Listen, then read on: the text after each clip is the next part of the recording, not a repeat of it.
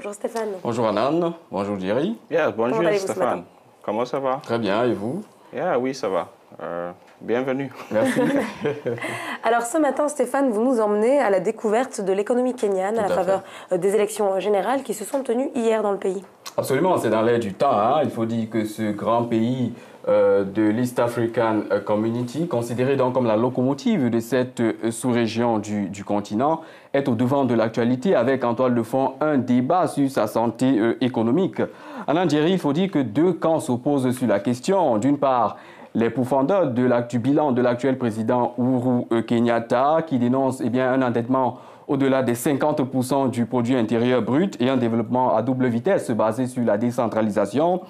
D'autre part, ceux qui estiment que l'économie kenyane est stable, avec une croissance portée par des grands travaux tels que la ligne ferroviaire reliant la capitale Nairobi au port de Mombasa. Voici à ce sujet le regard de Philippe Hugon, qui est directeur de recherche à l'IRIS, c'est l'Institut des relations internationales et stratégiques à Paris, en France. Alors, je dirais que le Kenya est un pays relativement diversifié. C'est un pays où l'agriculture reste quand même importante et les exportations sont portées par quelques produits qui, a priori, paraissent mineurs, mais quand même donnent des devises, comme les fleurs, le thé, etc. C'est donc pas en partie un hub vis-à-vis de East African Community, c'est quand même le pôle majeur. Il a développé un système financier et un système bancaire extrêmement efficient.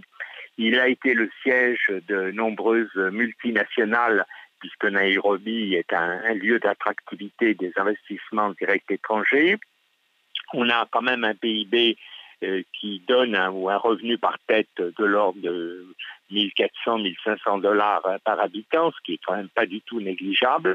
On est dans ce qu'on appelle réellement un pays à revenu intermédiaire. Well, Stéphane, you mentioned the presidential election, Kenya's presidential elections. Vous avez mentionné les élections présidentielles dont on attend les résultats. Est-ce que l'économie est affectée? Encore, les avis divergent. Hein. Il faut dire que la plupart des Kenyans reprennent en cœur la célèbre formule « le PIB, ça ne se mange pas ». Une allusion à peine voilée à la hausse des produits de base due à la sécheresse ou encore à l'hydre de Lerne que représente la corruption. Écoutons à nouveau Philippe Hugon qui tente de dresser un bilan des années Kenyatta au plan économique.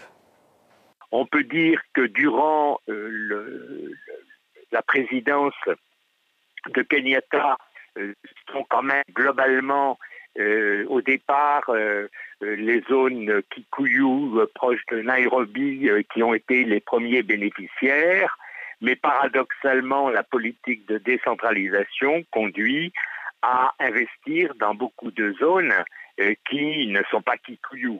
Donc en réalité, on a un peu un paradoxe, c'est que le pouvoir en place, qui a donné une prospérité à une partie de la population, a mis en place un processus qui lui-même est considéré par cette population comme profitant à d'autres zones.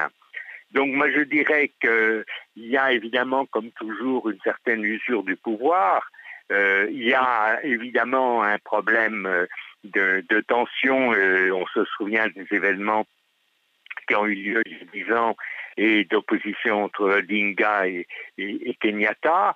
Voilà, en attendant les résultats définitifs de cette élection présidentielle au Kenya, vous l'avez suivi en première partie, nous sommes revenus donc sur cette information faisant état d'une avance pour le président Kenyatta. Rendez-vous la semaine prochaine pour une nouvelle édition, un nouveau numéro de la Chronique Business.